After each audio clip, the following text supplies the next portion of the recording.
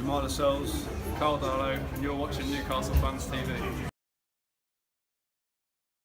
Hi everyone, welcome to Newcastle Fans TV. So the EFL have shortlisted 3 players to potentially win the Championship Player of the Season. But just quickly before we get into that, apologise about anybody who was expecting the podcast. I had electricity cut this morning in the area about 10 o'clock and the video was at 92 processed, and it took 2 days to get that point because the file is massive, so absolutely foaming, frustrated at that, but it's processing again at the moment, so it should be out in the next 2 days.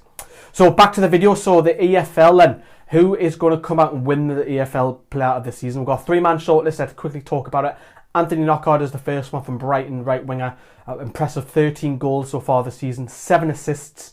You know, he's got 7 man of the matches and he's played 37 games so far this season. So Chris Wood, the New Zealander from Leeds, has got 24 goals so far this season, 2 assists, 6 man of the matches, and he's played 36 games so far this season. A fantastic season for Wood.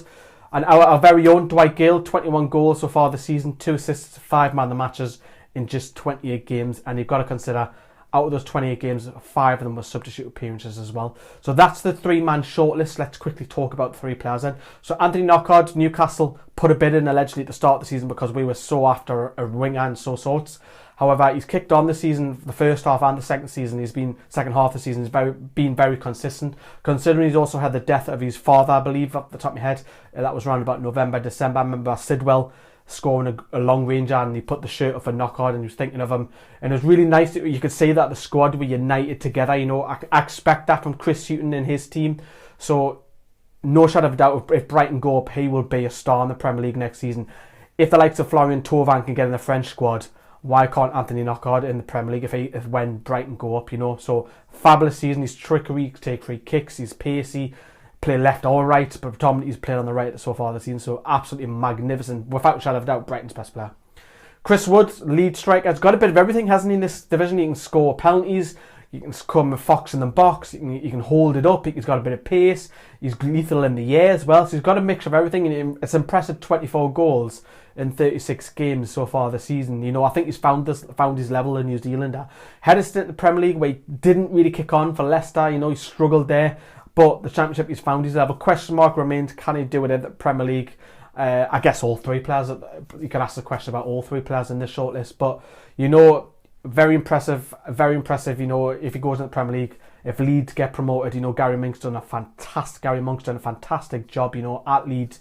Cellini fires managers, left, right and centre, and he's done well so far not to be fired. But you never know, Leeds are a threat in the playoffs, so with Chris Wood on this side, you know, the only player really the one up top as well, so he's doing a great job. Our very own Dwight Gayle. Now, when we bought Dwight Gayle for 10 million, I was like, poof, that's overpriced. And I really did, but he's proved me and a lot of yous wrong as well. Dwight Gayle, 21 goals so far this season, is absolutely fantastic.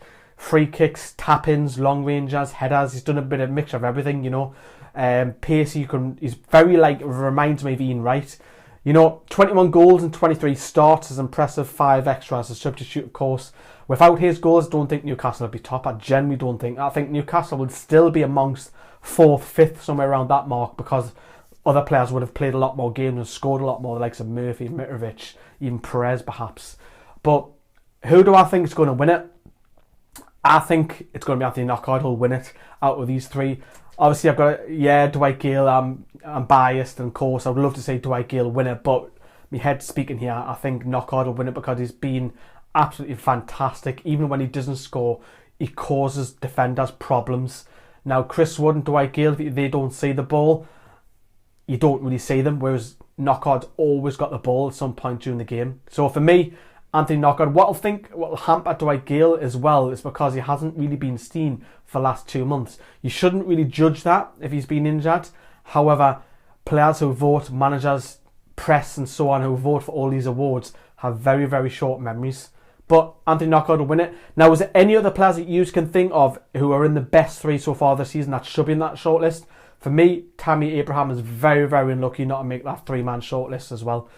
Let us know what you think in your comments down there below. Thanks for watching Newcastle Fan TV, and we'll see you later.